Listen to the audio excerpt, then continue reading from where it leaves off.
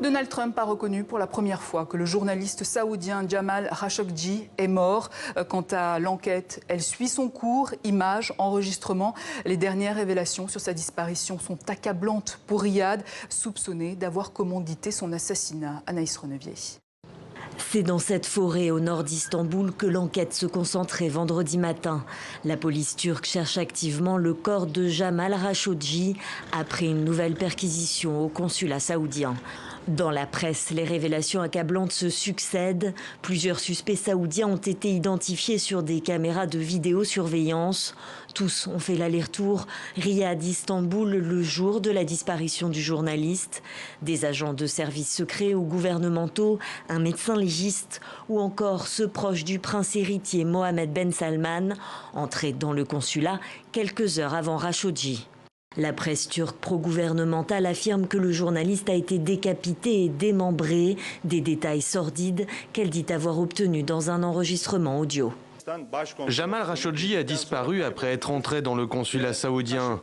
Que lui est-il arrivé? Comment cela s'est-il produit? Qui est responsable de sa disparition? Bien sûr, nous avons des informations et des preuves grâce aux recherches et à l'enquête qui ont été menées jusqu'à maintenant.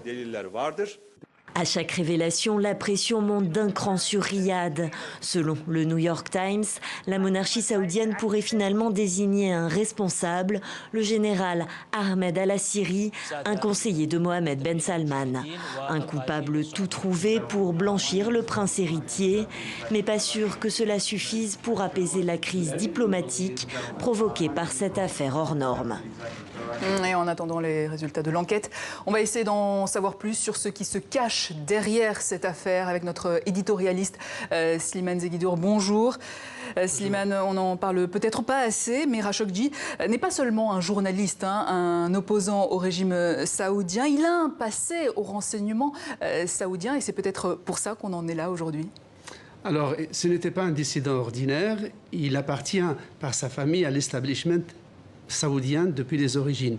C'est-à-dire que son grand-père, qui était un aristocrate turc ottoman, était le médecin personnel du roi Abdelaziz, qui est le fondateur de la dynastie saoudite. Et donc il a soigné les princes, et donc il était dans l'intimité du pouvoir.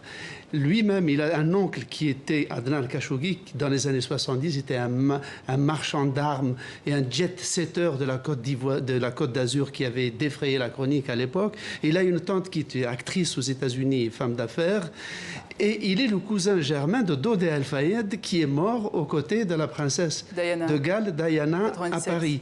Donc il est à la fois issu d'une famille richissime, aristocratique, et en même temps très cosmopolite et assez libérale. Et c'est peut-être cette extraction sociologique de l'intérieur du système qui a aggravé son cas. Car dès qu'il est entré dans la carrière journalistique après son expérience, ses études aux États-Unis, il a été envoyé en Afghanistan à l'époque du djihad afghan contre l'Union soviétique qui était soutenu par les Américains et les Occidentaux.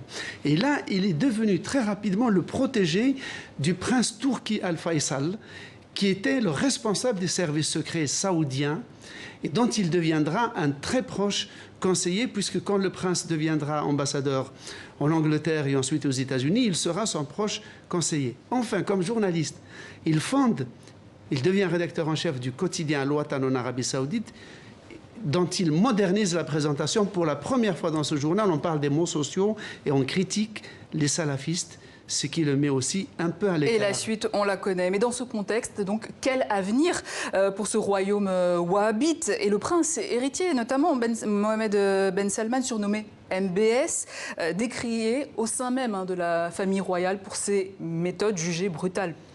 Brutales et qui rompent avec une très vieille tradition de gants de velours à l'intérieur de la famille, où on lave son linge sale en famille. Donc il innove. Dès qu'il s'était auto-intronisé prince héritier, il a mis plus de 200 personnes confinées dans un hôtel. Ils étaient en fait ses prisonniers, parmi lesquels des cousins germains donc, de sang princier, mais aussi des théologiens, des intellectuels et des hommes d'affaires. Ça fait beaucoup d'ennemis dans un si petit microcosme royal. Et effectivement, pour ceux qui l'attendaient au tournant, cette faute, si elle se confirme, serait une aubaine. Slimane Zeguidour, merci pour cet éclairage.